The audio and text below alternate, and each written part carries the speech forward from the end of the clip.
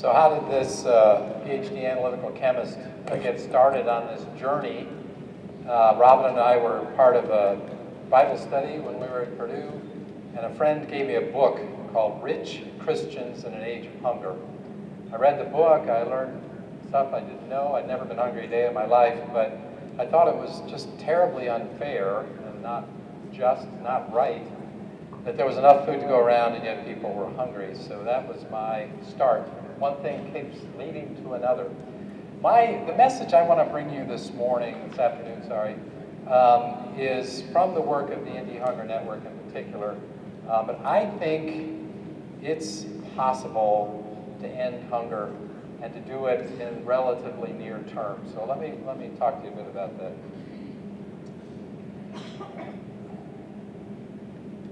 There we go.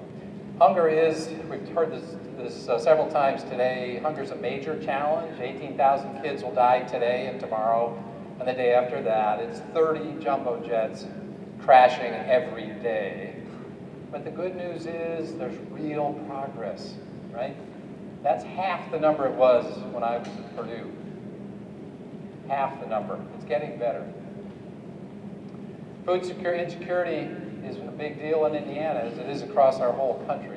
It's about 1 person out of 5. I mean, it's hard to get our minds around that. So if there were 200 of us here today, and if we were representative of the general population, 40 of us are hungry. And it's not just in the cities. It's in the rural areas. It's in the suburbs, as Nancy talked about. And it's not just adults, and it's not just one nationality. It's all different ethnicities, and it's children. It's nearly half of the hungry are kids. So one of the things I loved what Darren said at the beginning of the day is, let's get away from the blame game. Let's just think about how do we move forward and end this problem. Don't fall for stereotypes that all the hungry look this way or that way. We've heard some great stories today. I want to share just one. I had a woman that was working with me on the Interfaith Hunger Initiative, stay-at-home mom, caring for 2 kids. Her spouse was very involved in Christian ministry. They did a lot of work overseas as well as in Indianapolis. And some bad things happened, and it happened in a really bad way, and he left them flat with literally nothing. This is a woman who has a degree in engineering from Purdue. She's very well educated, very well spoken, and she had nothing. She found herself suddenly going to food pantries and applying for SNAP and all the other things with the food assistance system. You just don't know who might find themselves. And I can happily tell you that she's now back on her feet and she's doing really well. But she needed that assistance for a period of time. Don't fall for stereotypes. Now, we've all heard that solving world hunger is sort of the definition of impossible. And I must confess, in my corporate career at Lilly, I used this lots of times too. But the truth is that's no longer the case. Solving world hunger can be solved by 2030, so 15 years. The leaders of the world are going to announce this in the fall. They call it the Sustainable Development Goals. They're announcing it because it's possible. They wouldn't be announcing it if this wasn't possible. So much progress has been made that we can literally end widespread hunger in the next 15 years. That's the international side. On the domestic side, I'm here to tell you we can do it a lot sooner than that. I'd say that we could do it by 2020. And I say that based on our experience within Indianapolis and sort of the things that I know are real because we've seen them and done them and lived them. About 2008, 2009, Cindy Hubert, who probably many of you know, she was the CEO of Second Helpings at that time. She's now the CEO of Gleaner's Food Bank. We were heading into the recession of 2008, and Cindy knew that this was going to be a major, major challenge for the Food Assistance Network. She called the mayor's office, got a welcoming ear there, and she and Douglas Hairston from the mayor's office started getting all the major players together. I was really excited when I heard about it and got involved as quickly as I could. These logos here represent the players in that network. And Everybody has an important mission. Everybody was already doing something, but as Nancy was so beautifully illustrating, the group came together to say, well, how do we get to enough? So I do something good, you do something good, but how together do we have enough for everybody? What are the gaps? What are the places we could be more efficient? So that's what this group has been at.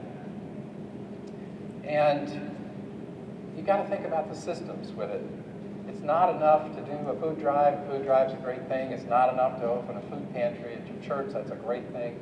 You got to look and think systems. This is from Oxfam. Give a man a fish, you feed him for a day. Everybody knows this one. Teach a man to fish, and you feed him for a lifetime. But what if the pond is polluted?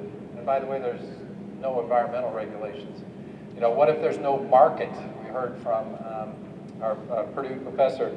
You got to be able to sell the product. You got to be able to store it. If you can grow more than you can eat, then you got to be able to sell it. If you can't get it to the market, if there's no market to sell it in. So all of these system components are important, and that requires collaboration. We looked at the systems in Indianapolis, and we find that we actually have most of the things that we need already. We already had them as of 2009. The federal nutrition programs are the base load on which everything is built. Federal nutrition, most people don't know this, the federal programs provide between 85 and 95% of the food. All the things that are done, soup kitchens, pantries, everything, when you put everything together, about 90% of that food is federal. That's the base load. But then the nonprofits and the faith communities also play a critical role in this whole thing. And what we really need to do is sustain those organizations and strengthen them. We actually don't need to create a bunch of new organizations. We need public-private partnerships. This is one of the signature programs of the network, has been summer servings, where we are helping kids know and families know about the availability of summer meals in the community. There was no branding, there was no marketing. We stepped in and tried to help that, but this is a wonderful public-private partnership. It involves the federal government, the state government, the city government, churches, community centers, and oh, by the way, the Indy Hunger Network helping to knit things together. This is a second example. There was a recognition that we needed some leadership food pantries across the community. This is going back 6 years ago. This is a program of Gleaners Food Bank. Interfaith Hunger Initiative was very involved at the beginning, but then we started to get other players in, and this is what's happened over the last 6 years. These are all leadership pantries now who are open multiple times every week, not just once or twice a month, and a whole set of criteria. This has grown, again, through collaboration from all different parts of the community. And there's been dramatic progress on meals. The number of meals, the number of people in Marion County, we did a study last summer, who need food assistance. It's about 21% of the community. So we're just under 1 million people, 21%. It's around 200,000 people that need food assistance during the course of the year. That's a lot of meals. So we knew we had to increase the number of meals. Individual organizations within the network have made terrific progress in increasing the meals. You can see the data there. That's about 40 million more meals in Marion County each year as a result of the efforts of all these organizations. So then we wanted to know, well, gee, that's great, but how much is enough? How do we get that last little bit? So if you look here at, we know that people will buy what they can afford to buy. The federal programs that I mentioned, the private charity, when you add all of those up, how much is left? So we have this huge problem, right, with 200,000 people and literally hundreds of millions of meals needed. It feels overwhelming. We talked about this morning, but actually a lot of it is already being handled. We need to keep going and figure out what's that last little bit. And I can tell you our results are that it's not that much. It's very, very doable. So that's why I say this. We've been at this about 5 years. That's why I say this is a problem which is solvable, where we could have enough for everybody who needs it. So collaboration is key. having those players playing their own roles, but then also working together. Our themes going forward now are going to be helping more people get access. A lot of the people that we found when we interviewed them that all their needs were not being met. They also were not going to food pantries. They were not enrolled in SNAP, even though their income would say that they should be eligible. So it's helping people get access to the program. We've heard time and time again people would say they don't know where to go. So access is important. We got to sustain that network. Unfortunately, the huge decline, the wonderful decline in unemployment has not yet filtered down to most people. A lot of people who've gotten jobs back are making minimum wage, and they can't afford to feed their families even though they're working full time. So we've got to find ways to sustain the system, and then we've got to improve nutrition. All the agencies have made a lot of progress, but there's still, many of you who've worked in or around food pantries or watched purchases, we still have a lot of opportunity to improve nutrition.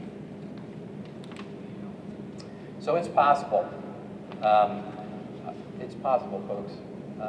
Widespread hunger can be eliminated internationally, and it can be eliminated locally. But we've got to work together. We've got to think and, not or. As soon as you get into this, it's got to be faith-based. No, it's got to be secular. Oh, no, it's got to be private. Oh, no, it's got to be government. Oh, it's got to be for-profit. Oh, it's not going to be not-for-profit. No. Don't think or, think and. To get this, for it to be possible for us to get to that objective, we need all of those players working together. Everybody's got an important part of this to play. If we get into saying it's got to be this way or that way, you don't have a prayer. And you got to think about the systems, how the people fit together. So I just want to give a quick shout out in terms of what you can do. This is a Marion County focus, but our state and local programs are a vital part of this. And we need them, they need us to speak up for them once in a while. We've got a fabulous food pantry and related operations with St. Vincent de Paul here, biggest in the Midwest. Meals on Wheels, home delivered therapeutic meals is part of this. Socoa, also doing all kinds of services, second helping, so I already mentioned, repurposing food, training people to get back in the workforce. Midwest Food Bank, you saw John Whitaker earlier on the video, and finally Gleaners Food Bank, the sort of the core of all of the things that we do. All of these are great organizations.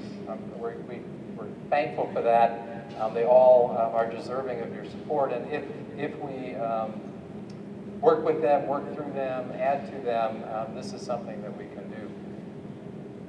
So that's sort of what you can do is at an individual level. I think another thing that we can do is to think as Rotary groups, perhaps. You're good at bringing people together, you're good at collaborating.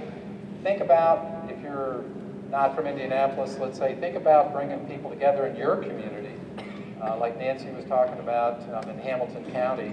Get the players together and see what the opportunities might be for your community. That convening, that neutral, I don't have a dog in the fight, I just want everybody to be able to be together and work together, that's a vital role, because they all have their own self-interests. But there is great possibilities when people come together.